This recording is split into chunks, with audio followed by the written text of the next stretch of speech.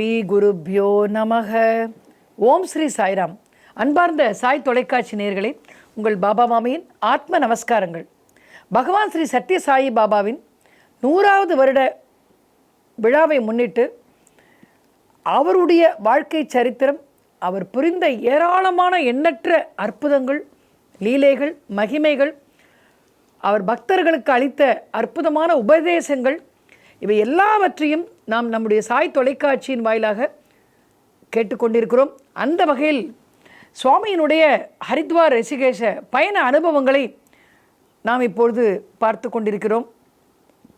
சுவாமி அங்கு வசிஷ்டருடைய குகை என்று அந்த ஹரித்வாருக்கு அருகில் சென்ற பொழுது அங்கு வசிஷ்டருடைய குகை, அந்த குகையில் மிக நீண்ட காலமாக தவம் செய்து கொண்டிருந்த வேத சாஸ்திரத்தில் விற்பன்னரான மிகப்பெரிய ஒரு தவசீலரான சுவாமி புருஷோத்தமானந்தர் என்பவரை சந்தித்ததை பார்த்தோம். அந்த புருஷோத்தமானந்தர் அவரை பார்ப்பதற்காக சுவாமி செல்கிறார். அவருடைய சீடர் ஒரு காளிகானந்தர் என்பது அவருக்கு சேவை செய்து கொண்டிருக்கிறார். ஆனால் சுவாமி அவரிடம் என்ன சொல்கிறார்? முதலாக நீங்கள் இங்கு வந்த பொழுது நீங்கள் என்ன பாடுபட்டீர்கள் என்பதை நான் நன்றாக அறிவேன் என்கிறார். அவருக்கு ஒரே ஆச்சரியம். இது என்ன சுவாமி, பல வருடங்கள் என்னோடு பழகியதை போன்று இவ்வளவு அழகாக கூறுகிறாரே என்றாராம். சுவாமி சொன்னாராம், முதலாக இந்த குகைக்கு நீங்கள் தவம் செய்யலாம் என்று வந்த பொழுது இங்கிருந்த விஷப்பூச்சிகள், கொடிய விஷ நாகங்கள், பாம்புகள், புலி, இவற்றிலிருந்து நீங்கள் எவ்வாறு தப்பி ஓடினீர்கள். பிறகு மீண்டும் வந்த பொழுது சிறிது நாட்களில் அவற்றோடு உங்களுக்கு பழக்கம் ஏற்பட்டு அவை உங்களை எதுவுமே செய்யாத நிலைமைக்கு நீங்கள் அவற்றை பழகி கொண்டீர்கள். அப்படி இறைவனுடைய ஒரு கருணை உங்கள் மீது இருந்த காரணத்தால் உங்களால் தவம் தொடர்ந்து செய்ய முடிந்தது. எப்பேற்பட்ட ஒரு கஷ்டங்களை நீங்கள் அனுபவித்தீர்கள் என்பதை நான் நன்றாக அறிவேன் என்று சொன்னாராம். அவருக்கு ஒரே ஆச்சரியமாம். இன்னும் சுவாமி என்ன சொன்னாராம், ஒரு தீப்பெட்டி, ஒரு உப்பு ஏதாவது வேண்டுமென்றால் கூட இங்கிருந்து ரிஷிகேஷுக்கு நீங்கள் 3 நாள் தொடர்ந்து ஒரு பயணம் செய்து கஷ்டப்பட்டு, கடும் குளிரங்க, இப்போதைய மாதிரி ஒரு வசதிகள் எல்லாம் அப்போ கிடையாது.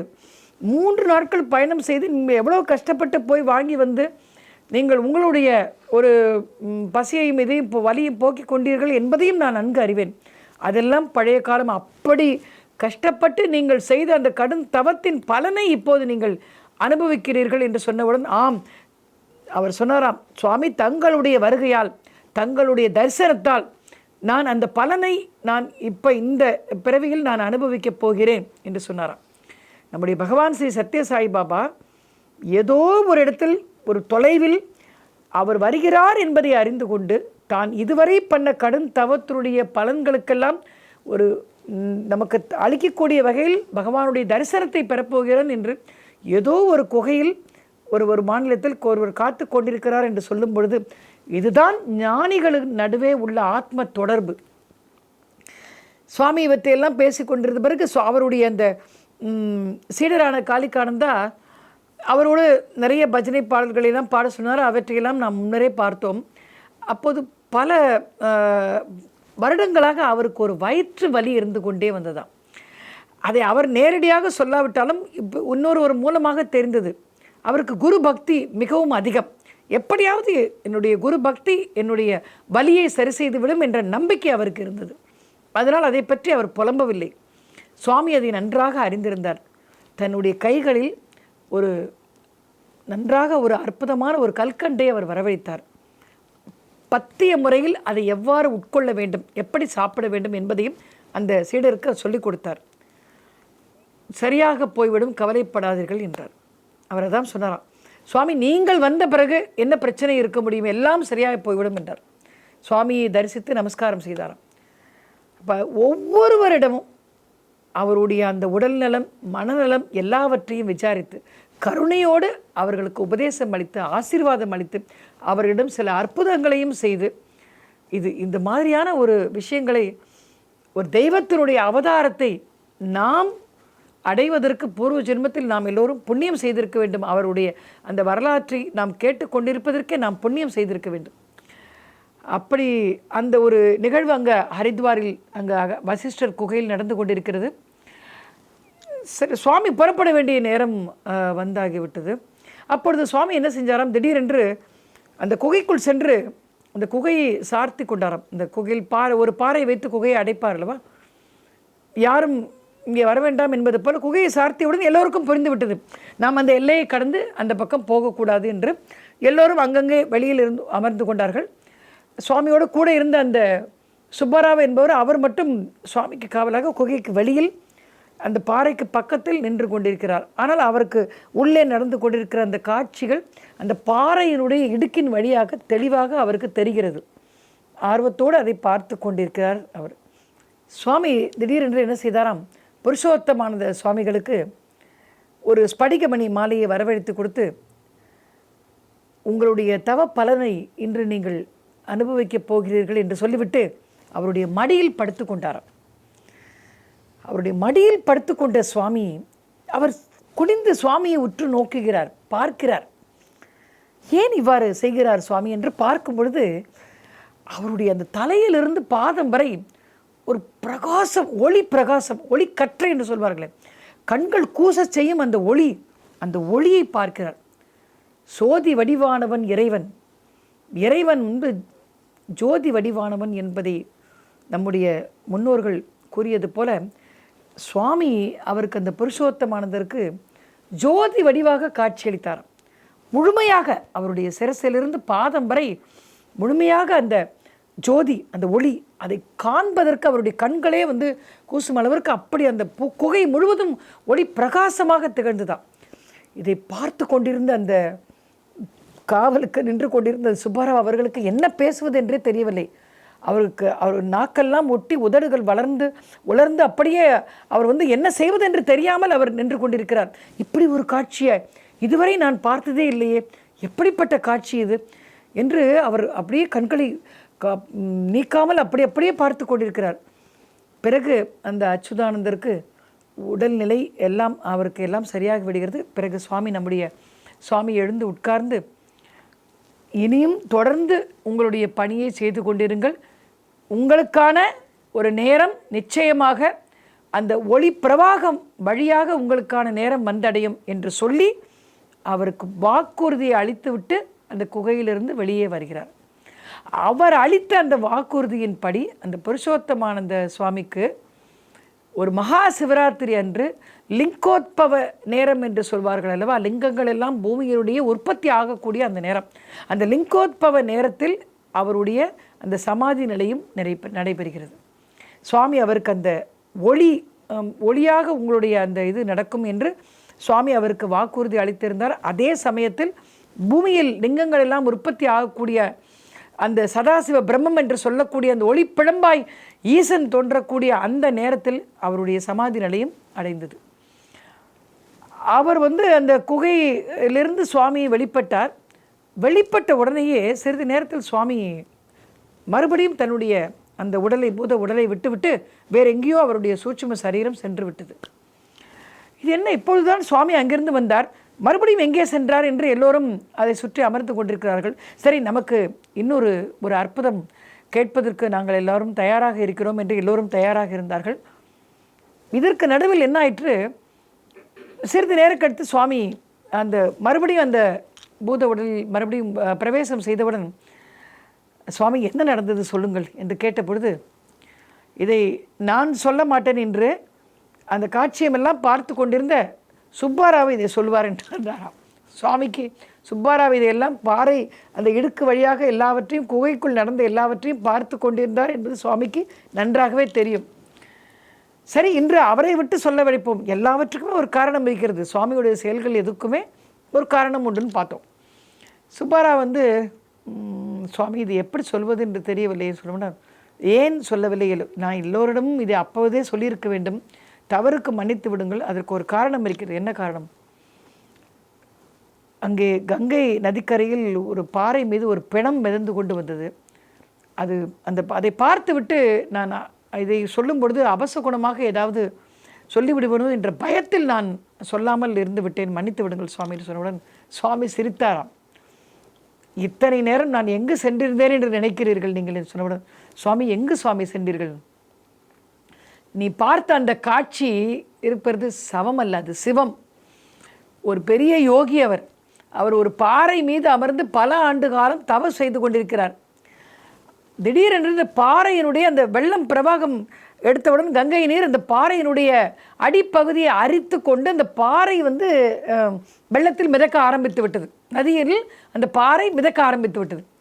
மிதக்க ஆரம்பித்தவுடன் பாறையோடு சேர்ந்து சமாதி நிலையிலே அவரும் மிதந்து கொண்டு வருகிறார். அவருக்கே இதை பற்றி தெரியாது. தாம் சமாதி நிலையில் இருக்கிறோம், அதனால் அது சுற்றி என்ன நடந்து கொண்டு இருக்கிறது என்பதை அவரும் இதை பற்றி அறியவில்லை. அப்படி அறியாமல் இருந்து கொண்டிருந்த பொழுது ஒரு பொழுதில் அவருக்கு உணர்வு திரும்பியது.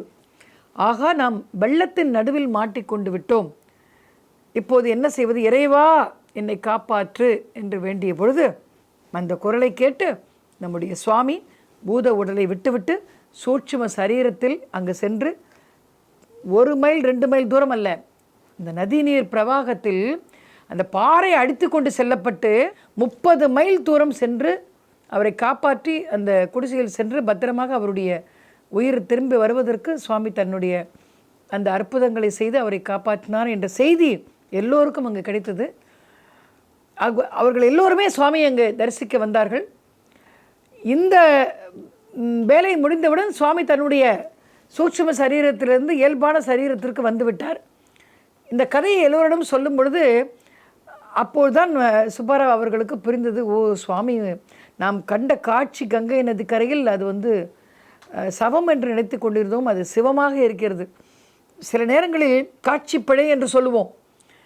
நாம் சில காட்சிகளை காணும் பொழுது நாம் அந்த காட்சிகளுக்குரிய வேறு விதமான ஒரு உருவத்தை, வேறு விதமான ஒரு கதையை நாம் மனதுக்குள் கற்பனை பண்ணி கொண்டு இருப்போம். ஆனால் அதுதான் காட்சி பிழை என்று சொல்வது. ஆனால் அந்த காட்சியில் உண்மையாக நடப்பது என்ன என்பதை சில நேரங்களில் நம்முடைய மாயையால் நாம் உணர தவறு விடுகிறோம். அது சொன்னவுடன் எல்லோரும் ஆச்சரியப்பட்டார்கள். இப்படியெல்லாம் கூட அற்புதம் நிகழுமா என்று எல்லோரும் ஆச்சரியப்பட்டார்கள். அது எல்லாம் நல்லபடியாக அங்கே அவருடைய வந்த நோக்கம் என்ன என்பதை அவர் நிறைவேற்றியவுடன் அங்கிருந்து அந்த ரிஷிகேசத்திற்கு அவர் சுவாமி புறப்பட்டார். அந்த ரிஷிகேசத்திலும் பல்வேறு இது போன்று ஒரு அற்புதங்களை எல்லாம் அவர் செய்திருக்கிறார். அங்கே எல்லோருக்கும் அதை பற்றி சொல்லியிருக்கிறார். பல நாள் சுவாமி எந்த இடத்திற்கு சென்றாலும் பல நாட்கள் அங்கே இருந்து பழகியதை போல இங்கு தான் அது இருந்தது, இங்கு தான் இது இருந்தது என்றெல்லாம் சொல்வாராம். எல்லோரும் ஆச்சரியப்படுவார்களாம். காரணம், அவருக்கு எங்கே இருந்தாலும் எல்லா இடத்திலும் நடக்கும் இடம் எல்லாமே தெரியும். ரிஷிகேசத்திற்கு சென்ற பொழுது அவரை பார்ப்பதற்காக நிறைய யாத்திரிகள் கூட்டம் எல்லாம் வருகிறது. எல்லோரும் அவருடைய பாதத்திற்கு அடியில் அமர்ந்து கொண்டு அவர் பாடுவார், சில நேரம் பஜனை செய்வார், சில நேரம் உபதேசம் அளிப்பார். எது கேட்டாலும் அது அவருடைய அந்த ஜீவன் முக்திக்கு ஒரு வழிவகுக்கக்கூடிய ஒன்று. உடனே எல்லோருமாக சுவாமியிடம் கேட்பார்களாம், சில விஷயங்களை கேள்விகள் கேட்பார்கள். அப்பொழுது அப்படி உட்கார்ந்துருக்கும்போது சுவாமி சச்சிதானந்தரும் சதானந்தரும் அவர் சுவாமி கூட எப்போதும் செல்வார்கள். அப்போ அவர்கள் என்ன சொன்னாராம், சுவாமியை பற்றி உங்களுக்கு தெளிவாக தெரிய வேண்டுமென்றால் அவர் இங்கு எப்படி சென்றார், அங்கு எப்படி சென்றார், இந்த கேள்விகள் எல்லாம் நீங்கள் கேட்க வேண்டாம். ஆத்மலோகம், பிராணலோகம், ஜீவலோகம் எல்லா லோகத்திற்கும் சென்று வரக்கூடிய, அங்கே உயிர்களை சிருஷ்டிக்கக்கூடிய, அதாவது படைக்கக்கூடிய அந்த அற்புத ஆற்றலை கொண்டவர் பகவான் ஸ்ரீ சத்யசாய் பாபா. அதை நான் நேரில் கண்ணால் பலமுறை பார்த்து நான் வியந்திருக்கிறேன். ஆக அப்படிப்பட்ட ஒரு சக்தியை கொண்டவர், ஆற்றலை கொண்டவர் என்று அவர் சொல்லி கொண்டிருந்த பொழுது அதற்கு உதாரணமாக ஒரு சுவாமியினுடைய ஒரு அற்புதத்தை குறிப்பிட்டார். ஒரு முறை ஒரு பக்தர் யானையினுடைய உருவத்தை அங்கு ஏதோ ஒரு இடத்தில் பிரதிஷ்டை செய்ய வேண்டும். நம்ம சுவாமி என்ன செய்தாராம், அங்கு கிடந்த ஒரு சின்ன ஒரு நெல் மணி, அரிசி மணி, அந்த அரிசி மணியை கையில் எடுத்துக்கொண்டு, இதோ பாருங்கள், இந்த அரிசி மணியை வைத்துக்கொண்டு நான் 108 யானை சிலைகளை உருவாக்கி தருகிறேன்னு சொன்னார். எல்லோரும் பார்த்தார்களாம், இது என்ன சுவாமி இப்படி சொல்கிறார், ஒரே ஒரு அரிசி மணியை வைத்துக்கொண்டு, அரிசியை வைத்துக்கொண்டு 108 யானை சிலைகளை எப்படி உருவாக்க முடியும் என்று சொன்னவுடன் உடனடியாக அந்த அரிசி ஒரு பெரிய தந்தமாக மாறியது. யானை தந்தம் என்று சொல்லுவோம்ல, தந்தமாக மாறியதாம். தந்தத்திலிருந்து 108 யானையினுடைய உருவ சிலைகளை உருவாக்கி சுவாமி அளித்தார். அதை பார்த்ததுக்கு எல்லாருக்கும் என்ன ஆச்சரியம்னா, அந்த 108 யானை சிலைகளில் ஒன்று கூட அளவு குறைவாகவோ அல்லது மற்றொன்றை விட கூடுதலாகவோ இல்லை. எல்லாம் ஒரே மாதிரியாக சம அளவில் அந்த 108 யானையினுடைய சிலைகளும் இருந்துதான். எல்லோரும் பிரமித்து போனார்களாம் அதை பார்த்து. அப்படிப்பட்ட ஒரு அற்புதங்களை எல்லாம் சுவாமி சச்சிதானந்தர் சொல்கிறார், நான் நேரில் கண்டு வியந்திருக்கிறேன்.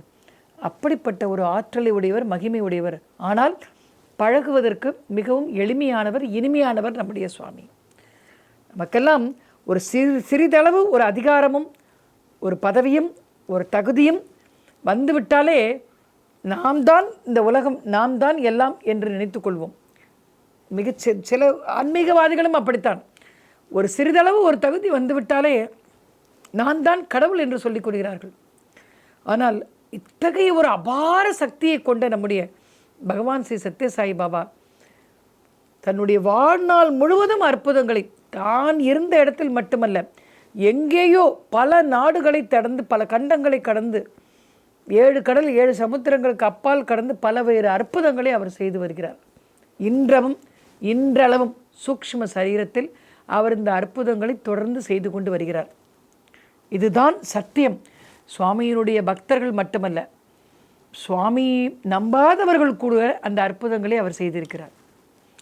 சுவாமி என்ன சொல்வாரா? சுவாமியினுடைய ஒரு அன்பை, நம்பிக்கை, அருளை பெற வேண்டுமென்றால் அவருடைய ரட்சை என்று சொல்வது சில பேருக்கு அளிப்பார். அந்த பாதுகாப்பு ரட்சை, நான் இருக்கிறேன் உங்கூட என்று வார்த்தையில் சொன்னால் கூட அது தீட்சை தான்.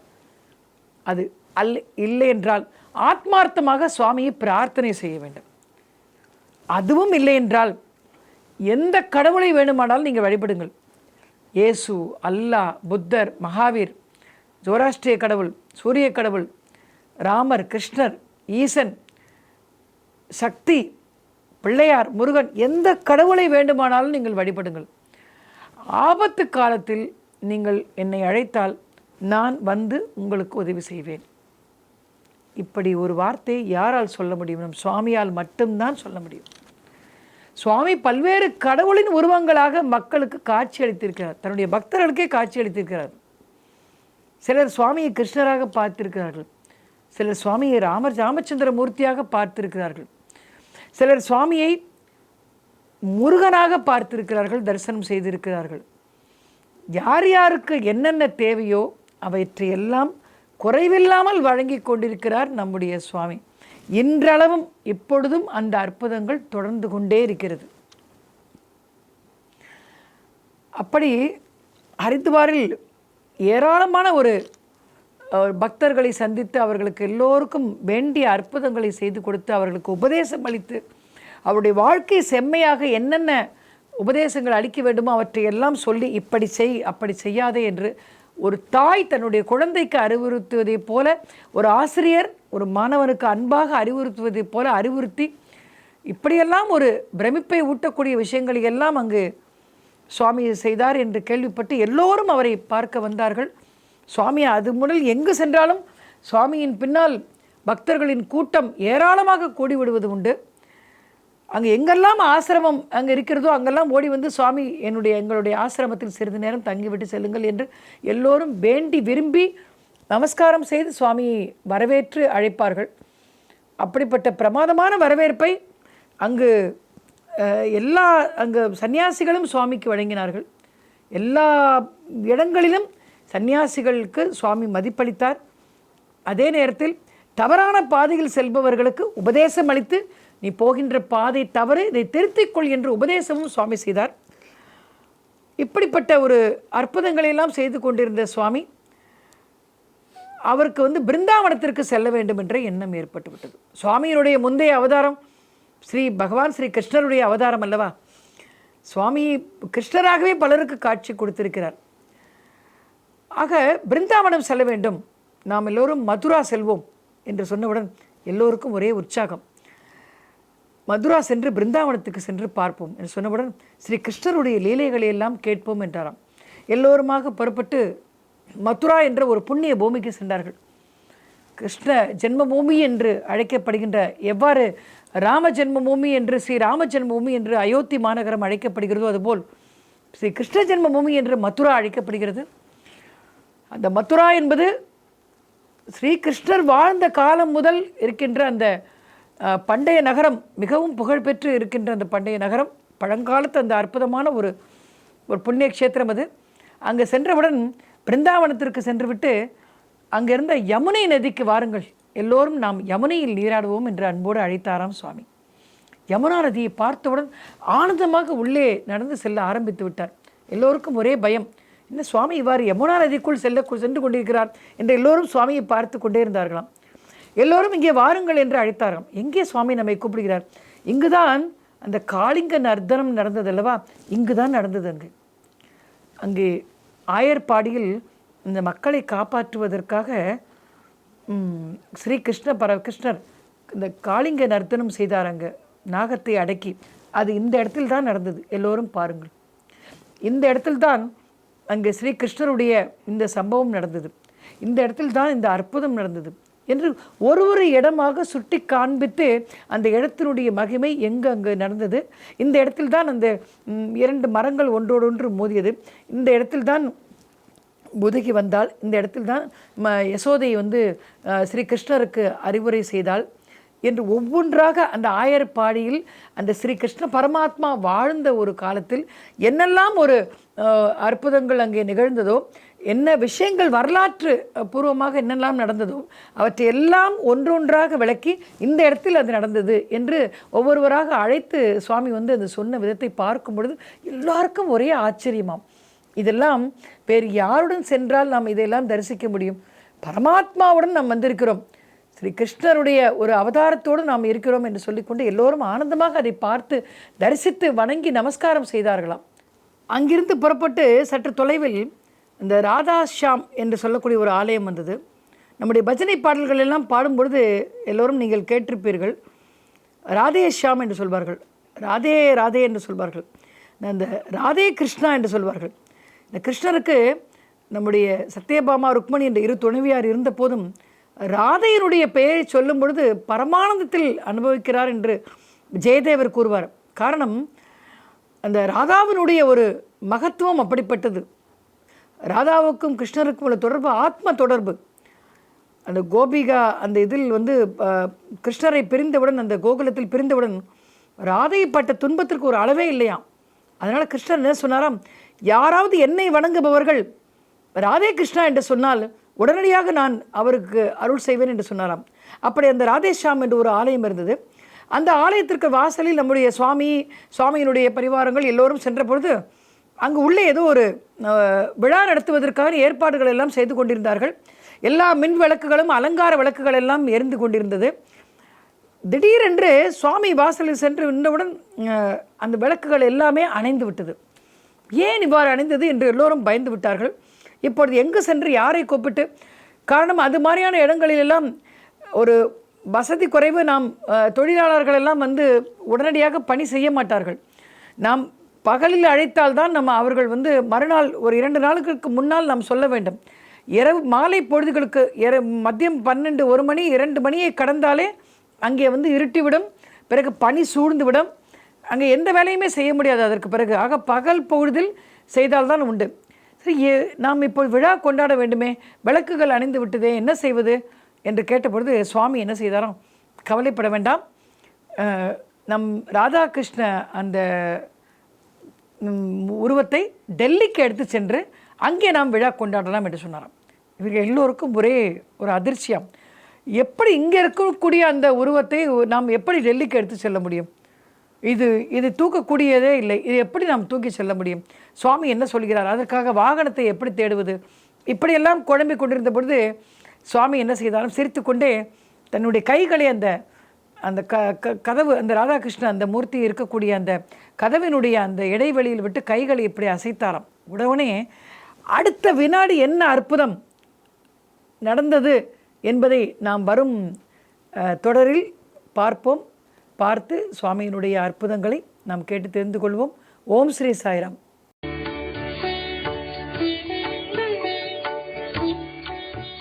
தமிழில் முதல் பக்தி சேனல் சாய் டிவி.